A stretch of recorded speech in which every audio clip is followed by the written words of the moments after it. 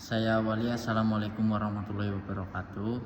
Sebelumnya saya perkenalkan diri, nama saya Judan Putra Ardisti dengan NIM 252300035 dari program studi teknik mesin. Di sini saya akan menjelaskan satu materi, yaitu mekanisme dan laju korosi, khususnya yang terkait korosi galvanik, celah, erosi, dan tegangan.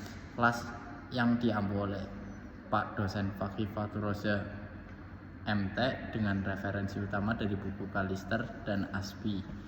Yaitu berikut penjelasan rinci isi materi yang akan kita bahas pada kali ini. Satu, yaitu jenis-jenis korosi. Korosi galvanik yaitu berprinsip dengan dua logam yang terjadi dengan secara spontan ketika dua logam dengan potensial elektrokimia berbeda berkontak dalam satu media elektrolit konduktif.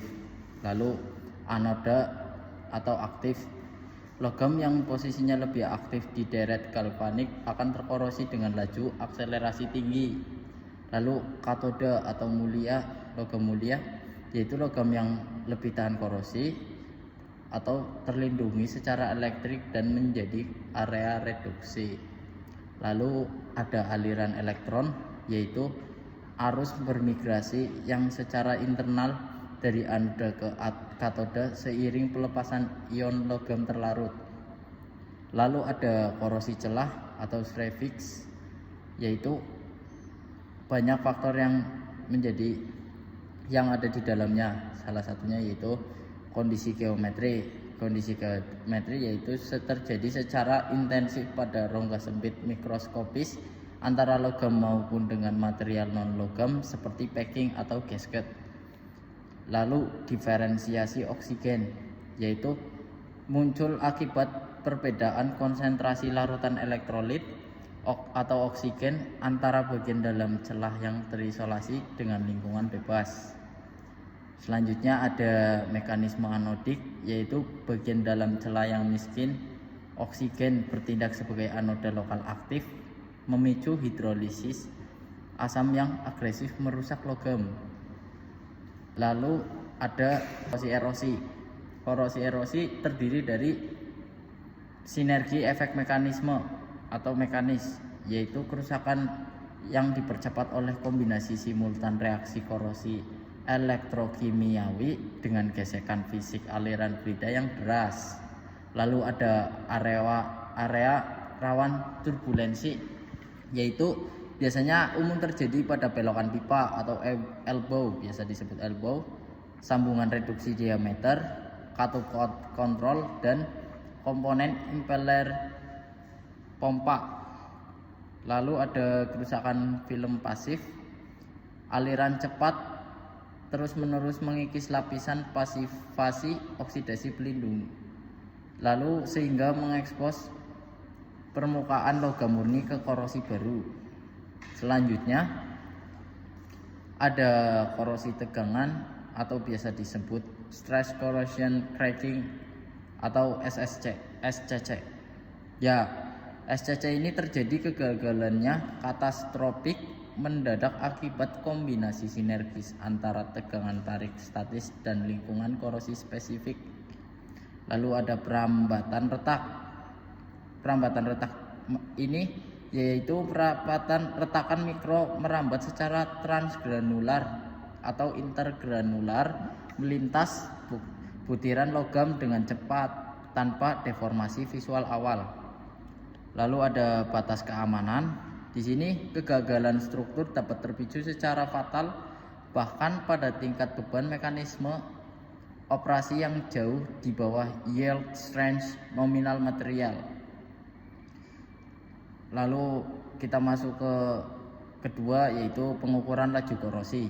Pengukuran ini sangat krusial untuk memprediksi service life atau sisa umur pakai komponen mekanis kritis. Manajemen ekonomi yaitu mengurangi downtime produksi dan mengefisiensi biaya perawatan, serta evaluasi proteksi yang bertujuan itu untuk menilai efektivitas inhibitor cat pelapis atau anoda tumbal. Lalu ada metode pengukuran yang dijelaskan, yaitu satu metode weight loss atau corrosion coupon testing. Metode ini yaitu metode standar paling reliable dengan membandingkan selisih massa kupon uji sebelum dan sesudah diekspos ke medium korosif dalam waktu tertentu. Pengotor dibersihkan terlebih dahulu sebelum penimbangan akhir. Lalu ada formulasi CPR atau corrosion penetration rate, yaitu CPR sama dengan laju penetrasi, W sama dengan massa hilang, dan Rho sama dengan densitas, lalu A sama dengan luas area ekspos, dan T waktu peredaman, lalu K yaitu konstan satuan. Kedua, ada metode alternatif. Metode alternatif ini terdiri dari potentiodynamic polarization, yaitu teknik elektrokimia menggunakan instrumen potensio galvanostat untuk memindai potensial elektroda secara aktif guna menentukan laju korosi install dalam hitungan menit. Lalu ada electrical resistance atau EAR, yaitu sistem sensor kontinu berdasarkan perubahan hambatan listrik elemen sensor. Semakin tipis material akibat korosi, hambatan listrik naik secara linear dan menghasilkan pembacaan real time. Selanjutnya ada contoh dan soal pembahasan. Contoh soal 1 yaitu menghitung laju korosi. Contoh kasus plat baja dengan luas A sama dengan 20 cm kubik, waktu ujinya yaitu 100 jam dengan kehilangan massa 0,5 gram dengan densitas baja ada pada 7,9 gram per cm kubik dan konstanta K sama dengan 1. Di sini ada substitusi rumus menggunakan CPR sama dengan 1/0,5 dibagi 7/9 kali 20 kali 100, yang didapatkan hasil yaitu 0,5/15.800. Lalu hasil akhirnya yaitu CPR sama dengan 3,16 kali 10 pangkat min 5 cm per jam, yang artinya terjadi pengurangan ketebalan material yang konsisten sebesar 0,316 μm setiap jam perendaman.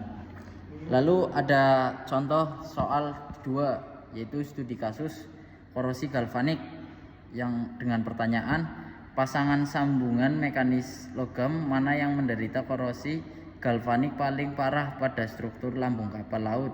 Pilihan opsi ada A, baja besi cor, B, seng tembaga, C, aluminium paduan aluminium.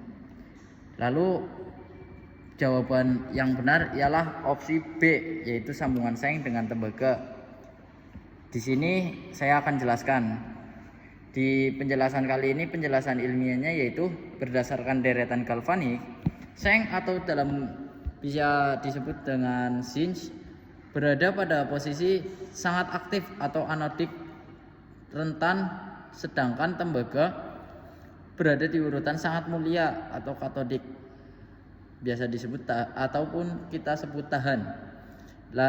Jadi semakin jauh jarak antar logam dalam deret, gaya dorong arus reaksi anoda akan melejit naik dan merusak seng secara radikal.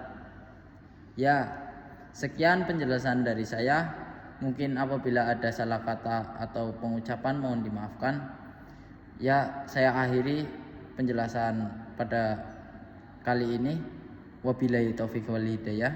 Wassalamualaikum warahmatullahi wabarakatuh.